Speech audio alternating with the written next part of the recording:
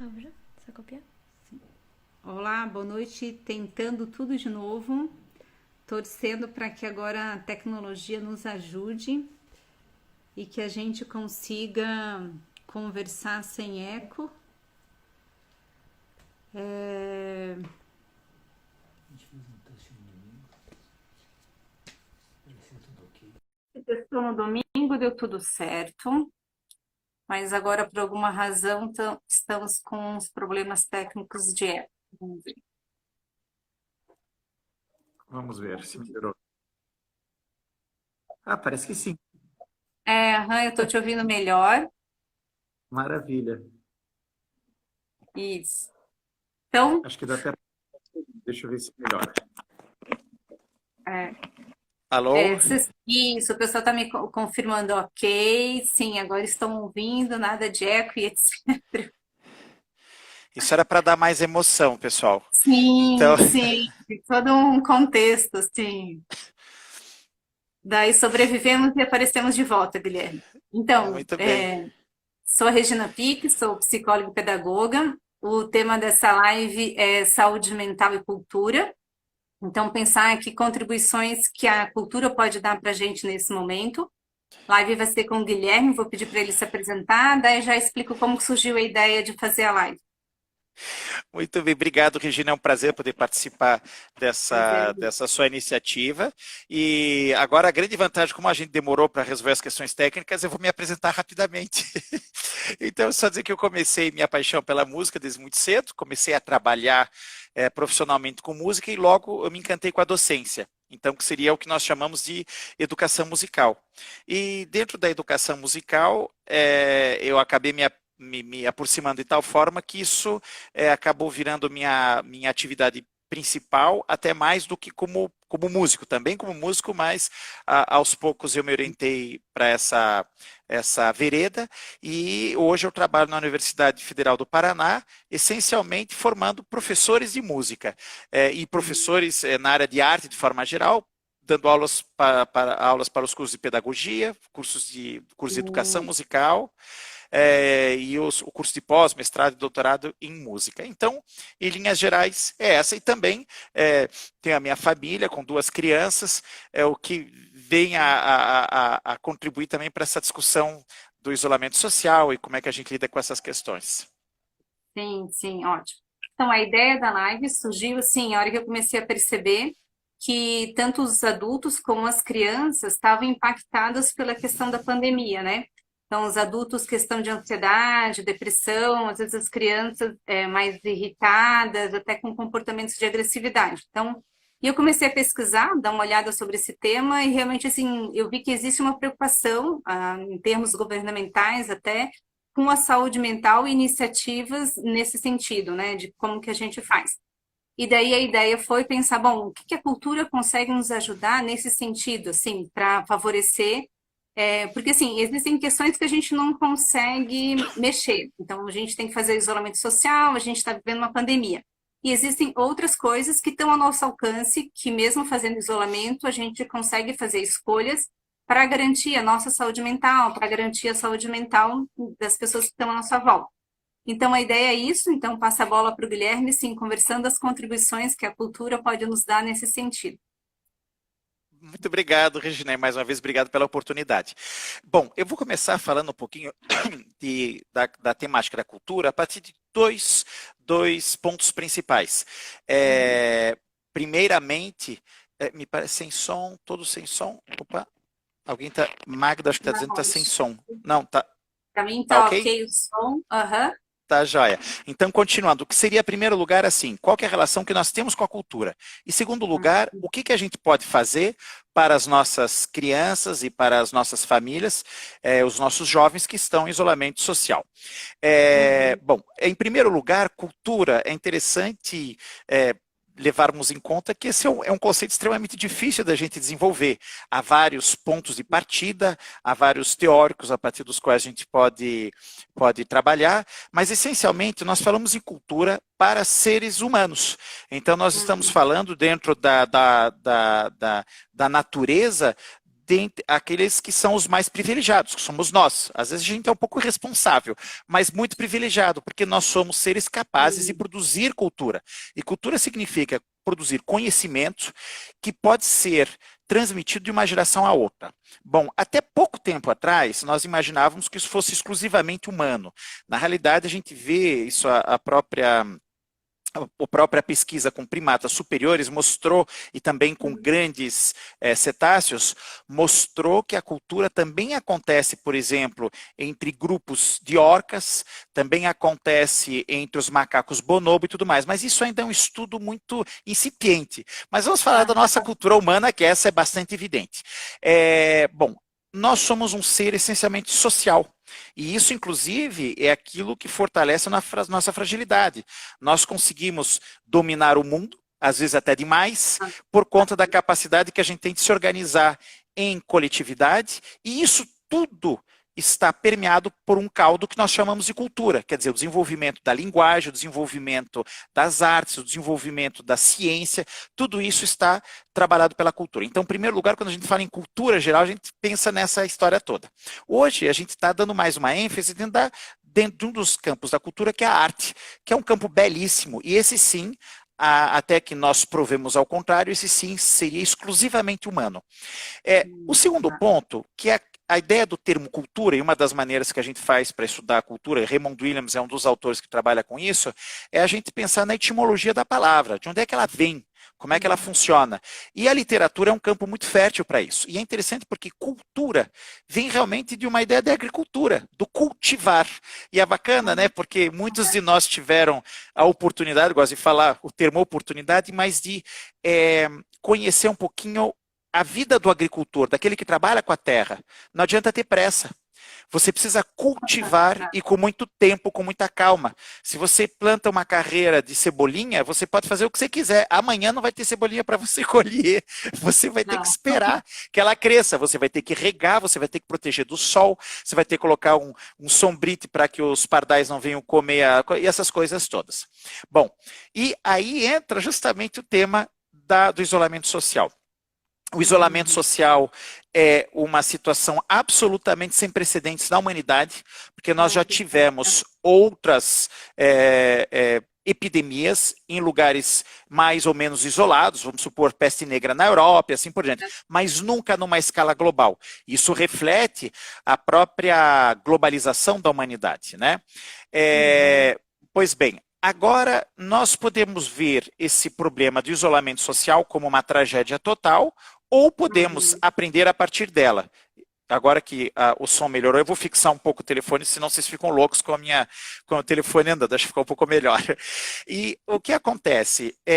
Evidentemente, eu estou falando de um campo muito confortável. Eu acho que a maior parte de nós que está aqui nessa iniciativa muito gostosa que a Regina trouxe, está relativamente confortável, um pouco frio, agasalhado dentro de casa, mas dentro de uma casa com atividades com familiares por perto e assim por diante. Então, evidentemente, quando eu vou falar, a partir do que eu vou falar agora, eu não estou desmerecendo nem abandonando aqueles que estão numa situação absolutamente trágica em função da pandemia. Pessoas que não têm mais trabalho, pessoas que não têm casa e assim por diante. Isso seria uma outra discussão. Mas, para nós que estamos em casa, temos o privilégio ainda de ter um lar onde nós possamos ficar durante o isolamento social, é interessante que podemos dizer, poxa vida, não consigo fazer nada. E uma das grandes preocupações, pensando na criança e no jovem, é que eles precisam se exercitar. Né? Então eles precisam correr, e a gente vê que uma das primeiras razões que as crianças estão completamente irritadas, e os jovens, é porque eles estão confinados. A Regina tem muito mais propriedade até para falar do que eu, mas isso tem influências psicológicas muito fortes, inclusive neuroquímicas, né? A produção de endorfina, de dopamina e tudo mais, serotonina, está muito inferior ao que deveria ter, porque não tem nem a prática artística.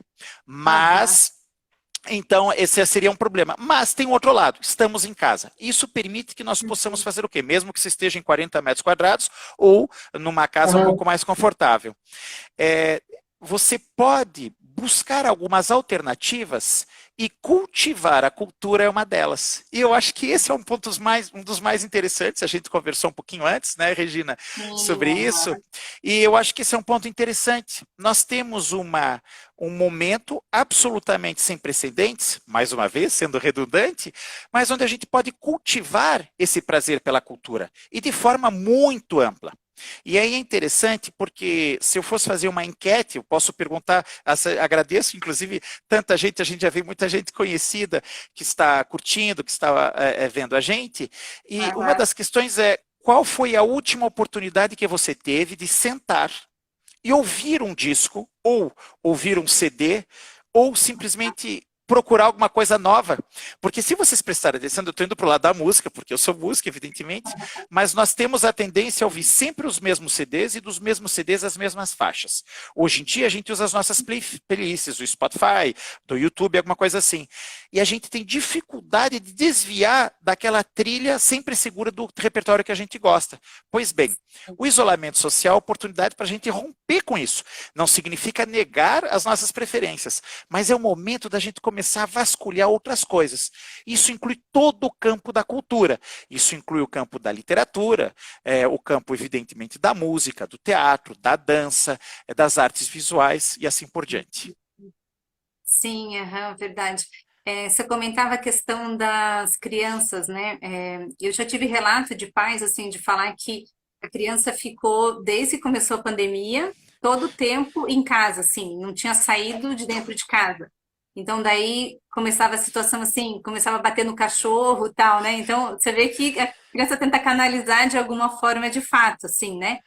E daí você vê assim, como diante da situação você vai encontrando alternativas. Então, existem condomínios que liberaram o parquinho para horários específicos de família.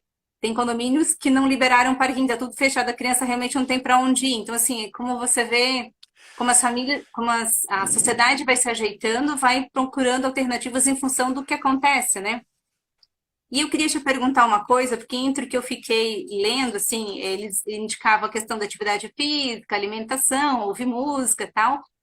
E uma coisa que era na música, que eu lembrei, assim, que eles falavam muito, assim, de você restringir as informações que você ouve. Porque logo no começo a gente teve um acesso assombroso de informações sobre a pandemia e tal.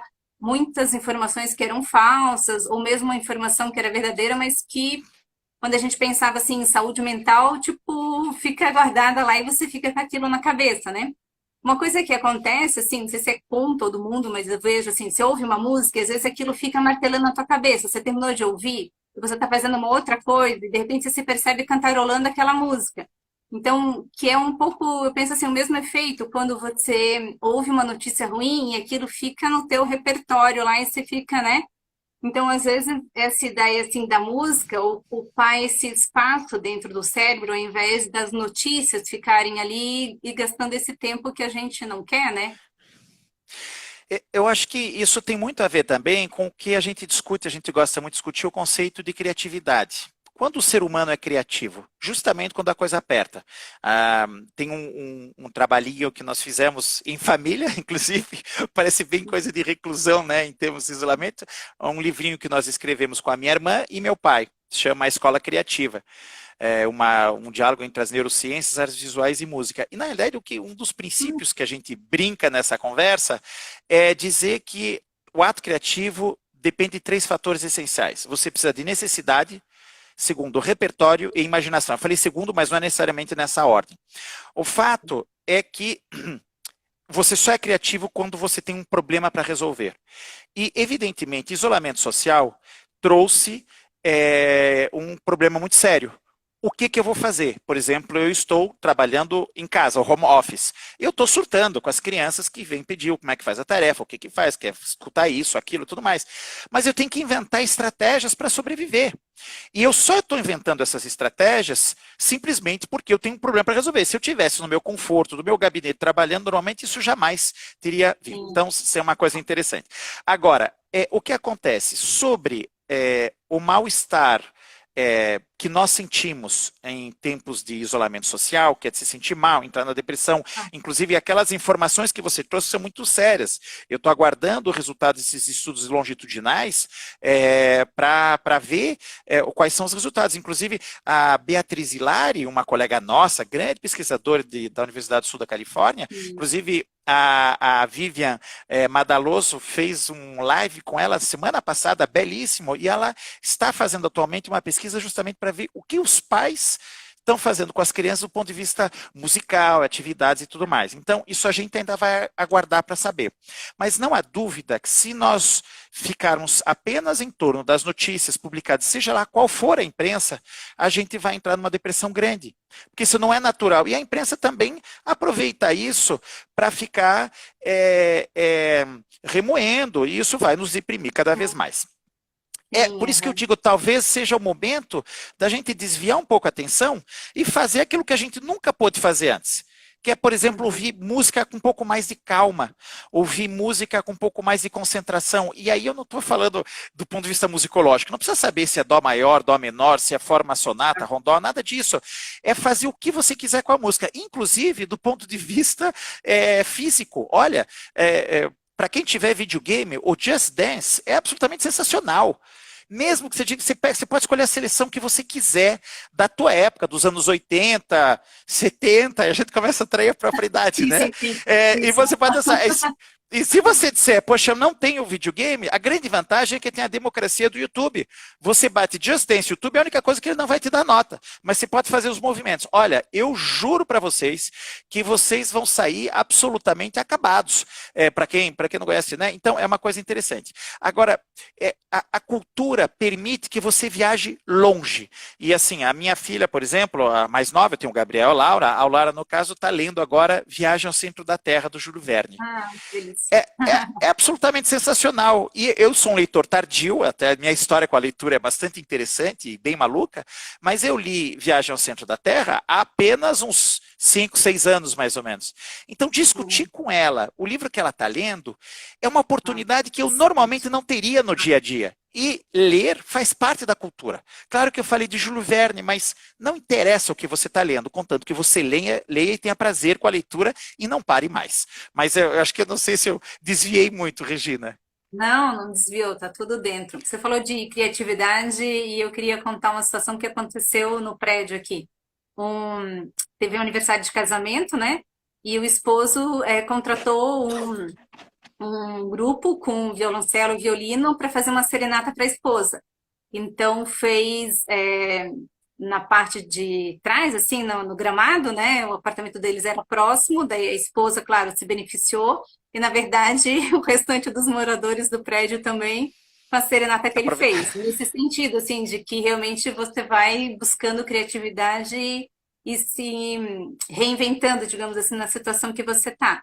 E, Guilherme, digamos se a gente fosse pensar um pai e uma mãe que está com a criança em casa, você falou da questão da música, assim, né? Por onde eles poderiam começar? Que dica que a gente poderia dar bem concreta, assim? Que estilo musical, ou não sei, aonde buscar, ou frequência, sabe? Assim, alguma coisa... Às vezes é difícil dar uma receitinha, né? Mas, assim, alguma coisa... Joia. Então, olha, tem que começar ouvindo Mozart porque deixa mais inteligente. Tô brincando. Eu falei bem rápido para ninguém pegar no meio do caminho. É justamente isso que a gente vai tentar explicar um pouco melhor.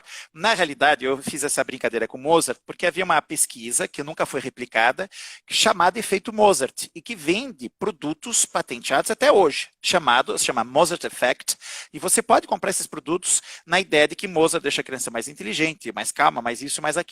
Na realidade, é só uma brincadeira com fundo de verdade para dizer que isso não existe. Na realidade, o que nós podemos fazer? Depende da idade, da criança, do contexto. O que vale experimentar?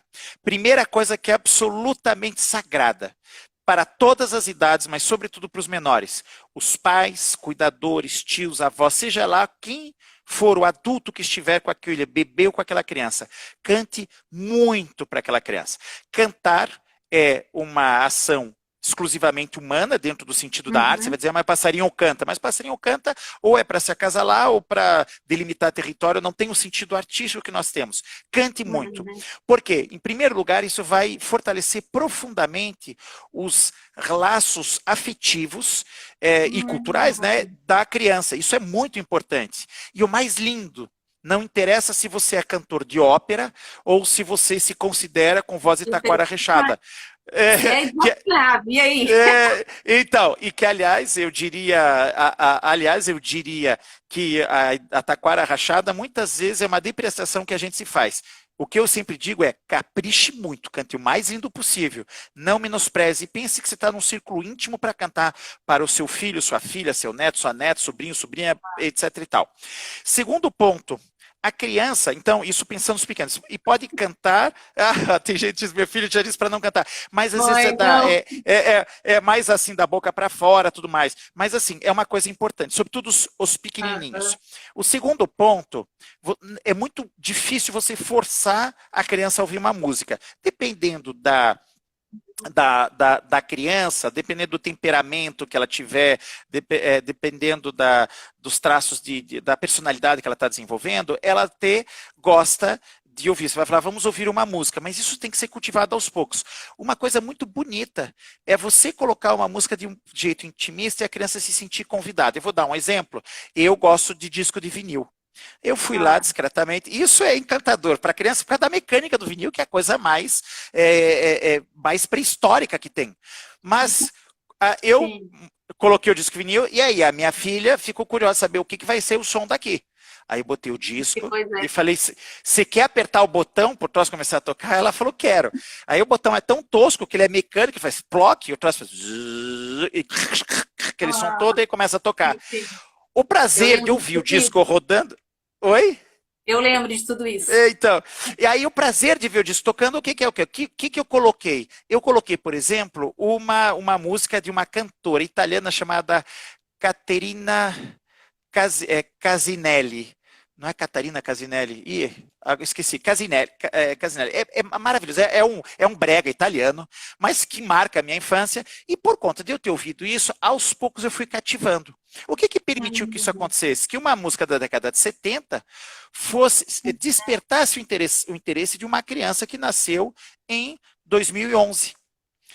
Então, esse tipo de trabalho é muito interessante. A outra, cantar junto, por exemplo, as crianças, vamos pensar uma coisa mais realista. As crianças estão vindo, o cantor que fez a live dele no jogo de videogame, etc e tal, né? Uma questão assim. Eu acho que, às vezes, imprimir a letra em inglês, a criança às vezes canta em embromation, tal, seja lá o que for, mas imprimir a letra em inglês e tentar se esforçar de cantar aquilo junto com a criança. Enfim, são maneiras de cultivar. Outra coisa que é interessante, outro caminho que é bacana, é que a música, uma coisa puxa a outra, o que a gente chama uma teia, um rizoma, e é um rizoma mesmo, como uma raiz. Então, vou dar um exemplo, você começa a ouvir Queen é coisa da década de 80, mas o Queen vai dialogar bem com Dream Theater. Dream Theater é mais recente, que também vai combinar um pouco com a banda Angra, mas que também vai falar um pouco com isso, uma parece Beatles, uma vai falar, uma coisa puxa a outra. E essa é a maravilha da tecnologia, basta você ouvir a música no YouTube. Se você fizer no YouTube, você vai ter aquela janelinha lateral que vai dizer um monte de coisa que tem alguma relação. No Spotify, ele também vai sugerir coisas que as pessoas...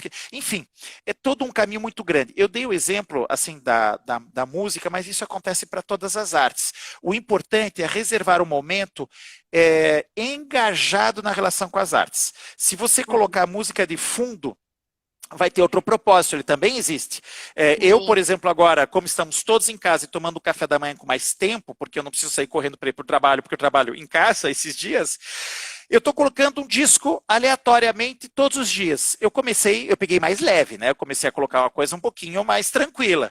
Mas ontem, eu coloquei é uma coletânea de áreas de ópera. É uma coisa muito nerd. Eu concordo perfeitamente com alguém que esteja ouvindo a gente. Mas eu sou músico, gente, músico de orquestra sinfônica e tal. E eu precisava propor isso.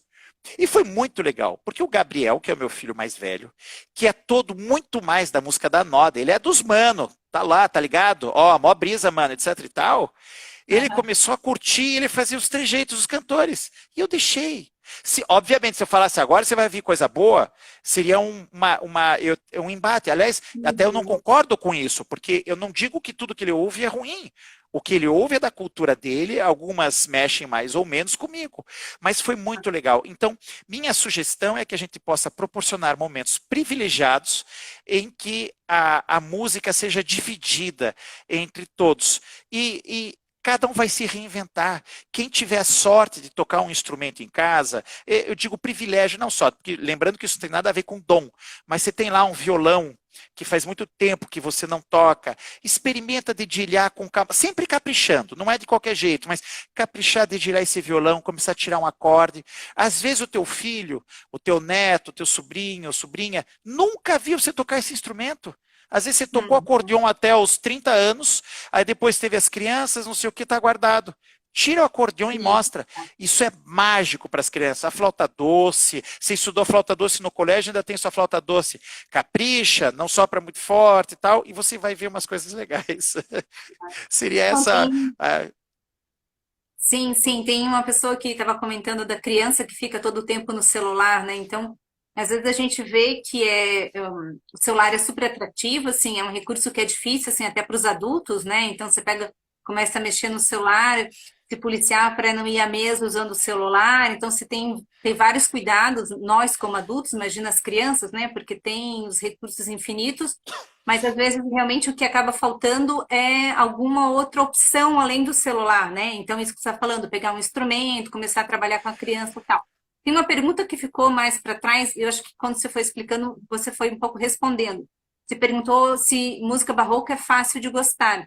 Então, eu acho que é isso que você falava, assim, é questão de você ir colocando, sensibilizando as crianças. Às vezes vão gostar mais ou vão gostar menos. Se você quiser comentar alguma coisa sobre a música Eu acho barroca. que o barroco é um caso à parte. O barroco é muito interessante, porque o barroco é resultado de um movimento de base religiosa muito forte que marcou a Europa a partir do início do século XVI e que culminou até o início do século XVIII e tardio aqui no Brasil até metade do século XVIII.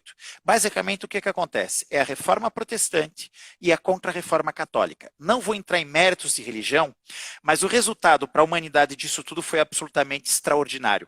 Por quê? Do ponto de vista estético, criou-se uma maneira de lidar com a arte que tinha que ser a arte da sedução, da beleza para chamar a atenção das pessoas e prender a atenção delas. E são criações que são feitas para mexer tanto conosco que isso resultou, por exemplo, no caso da música, ao que temos até hoje. Quando você tem alguém de uma banda de rock tocando um acorde no sétima da qualquer coisa, é o termo técnico que a gente usa, que vai resolver num outro acorde, que é aquela tensão que vai fazer um... Isso é uma invenção do barroco. É tensão e relaxamento constantemente. Então, isso é tão genial que o barroco é a síntese desse processo todo e é uma música deliciosamente sedutora.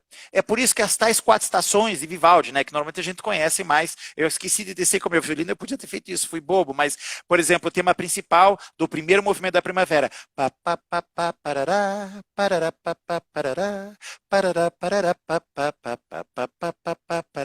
Esse tema, ele é o primeiro movimento de um dos concertos para violino, que é a primavera. Todos eles, e tudo que você ouve de Vivaldi, Corelli, Locatelli, de Bach, dos outros, de Pachelbel. Pachelbel, por exemplo, se escreve Pachelbel. Eu não vou nem tentar digitar no celularzinho, que é o tamanho do meu dedo. Eu vou demorar meia hora e vai sair tudo errado. E ainda vai dar um bug qualquer aqui, né? Mas enfim, Pachelbel com CH, Canon. Se você bater Canon no YouTube, os primeiros 1.400 resultados vão ser esses. Tem várias versões. É uma música que faz sucesso há 300 anos e que eu devo ter tocado, sem exagero, mais de 1000 vezes. E que eu amo de paixão cada vez que eu toco, ainda hoje. Se alguém me pede, claro, eu preciso de outros instrumentos para tocar. Então, barroco é sim uma porta de entrada privilegiadíssima para começar a gostar de uma música que tem caído um pouco no esquecimento, que é a música de concerto, que a gente antigamente chamava de música clássica ou de música erudita, mas música de concerto talvez seja um termo um pouco mais adequado. Então, sim, essa questão da música barroca.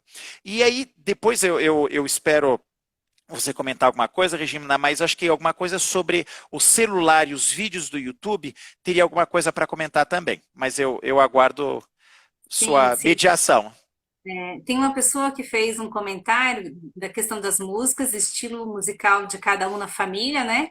E como isso, respeito a cada estilo musical, como isso acaba dando uma união na família, né? Às vezes uma coisa que a gente faz assim, os três maiores têm as playlists deles, né? Então a gente tá no carro e daí, tipo, hora toca de um, daí, tipo, troca de turno, toca do outro. Então, assim, às vezes, assim, o estilo, às vezes, de um agrada só aquele, mas os outros também, né, ouvem, enfim. E às vezes não, às vezes você ouve, ah, nossa, quem que é esse? Quem que você tá ouvindo? Tipo, gostei desse, daí já vou acrescentar no meu playlist, porque realmente é a diversidade, eu acho que é a diversidade das pessoas de acordo com a diversidade musical que existe mesmo, né? Então eu acho que é um recurso que fica. Eu penso também, assim, quando estava falando da música, né, a gente pensando em psicologia, em desenvolvimento, né, a questão da arte como terapia. Então, você pode, isso que você falava, tomar café, eu estou colocando a música de fundo, ela tem um objetivo, eu posso estar cantando com a criança, ela está com outro foco, um outro objetivo, e eu posso estar usando, por exemplo, a arte como um recurso também de terapia, né? Nesse tempo de pandemia, eu tenho orientado para vários pais, assim, porque daí eles relatam a questão da criança, a dificuldade de concentração, até porque a forma de aprendizagem mudou, né?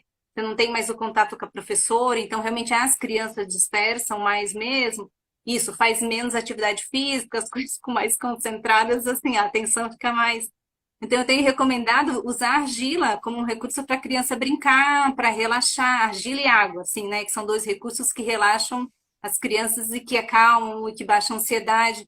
Então, que é também você usar a arte com uma intenção específica, né? De melhorar a questão da ansiedade e tal, e relaxar a criança e melhorar a concentração. Então, a gente vê assim como a gente consegue fazer uso, né?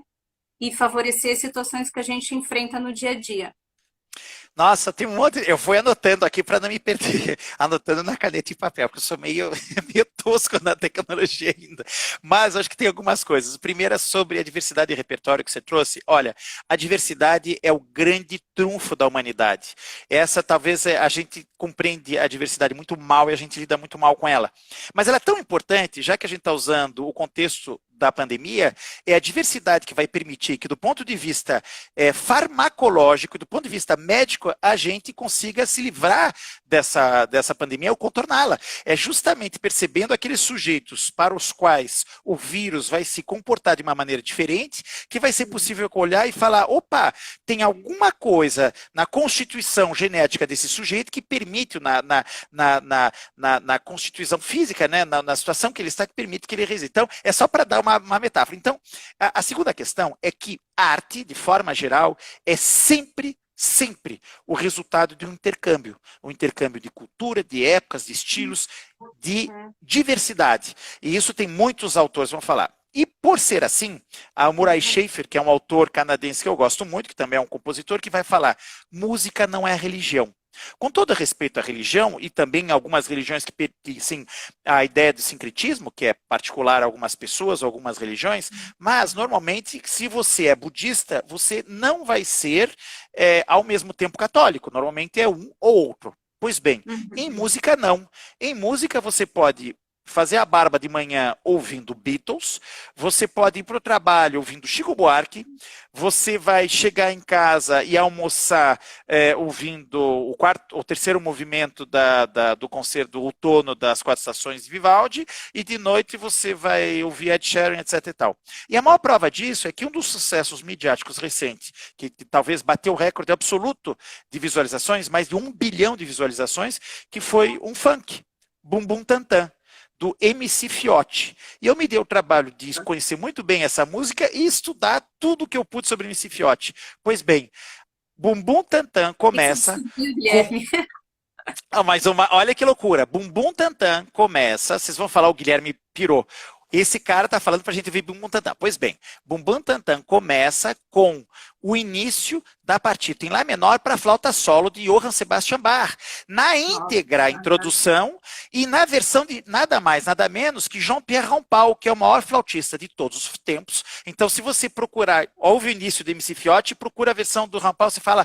é a mesma versão, ele mexeu um pouquinho no pitch ali, no andamento, por causa do... E depois ele faz um recorte, de tal forma que ele não joga de qualquer jeito colado, tanto que o final do funk Bum Bum Tantan, ele faz a coda, que é o final da música, da partida em Lá menor. É só, eu não quero polemizar, nem, eu acho que nem caberia aqui a gente tempo de julgar sobre um ou outro tipo de música, mas é para a gente mostrar a absoluta ligação entre uma coisa e a outra. É uma loucura. Se a gente ouve uma música, por exemplo, a banda Rainbow, do Rich Blackmore, que tocava no Deep Purple, ele tem uma música que é baseada, aliás, são duas músicas, na suíte Per Gynt, do Edvard Grieg, o maior compositor do romantismo norueguês. Gente, isso tá cheio. Isso implicitamente ou explicitamente, porque às vezes a gente faz alguma coisa e a gente não sabe de onde veio o tema. E a gente simplesmente ouviu em algum lugar. Então, essa aqui, a música é diversa. E sobre as vantagens, eu gosto muito de falar, nós somos educadores musicais, e a gente tende a defender a música pelo caráter essencialista. O que seria isso? Ah, não, mas a música tem que ser ensinada porque música é importante. Olha, cada um faça o uso que quiser da música, contanto que tenha música na sua vida, que é o que a gente chama de caráter contextualista. O que seria isso? Quando eu uso música para relaxar, para estudar, para jogar bola, não tem problema, não é pecado. O legal é a gente saber quando a gente está usando a música para uma coisa ou outra. Quando eu sento na frente de um negócio e ouço a música, exatamente, é essencialista.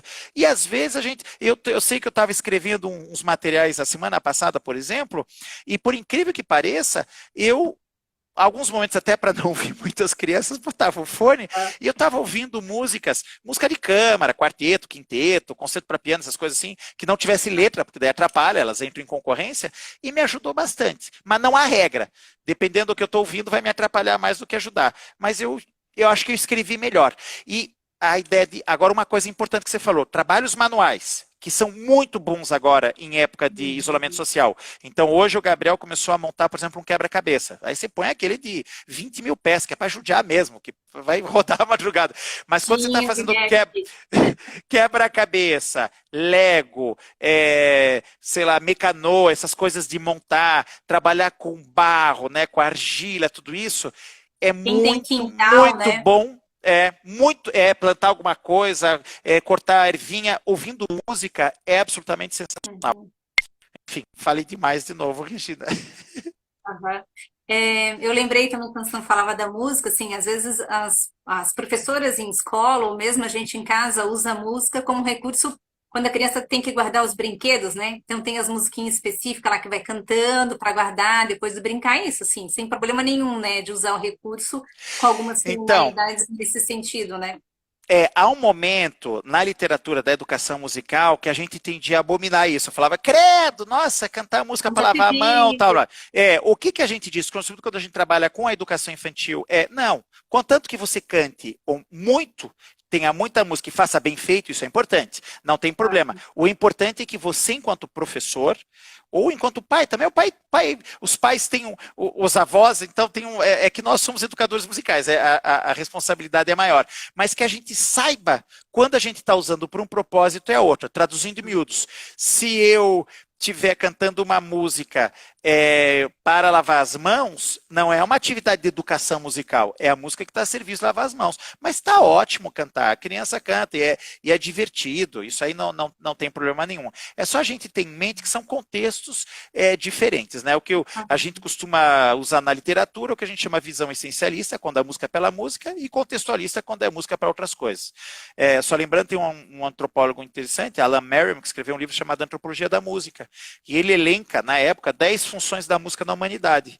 Ironicamente, só tem uma função que é puramente musical. As outras todas, 9, são para guerrear, para religião, para isso, para aquilo, ou seja, tudo essencialista, tudo contextualista.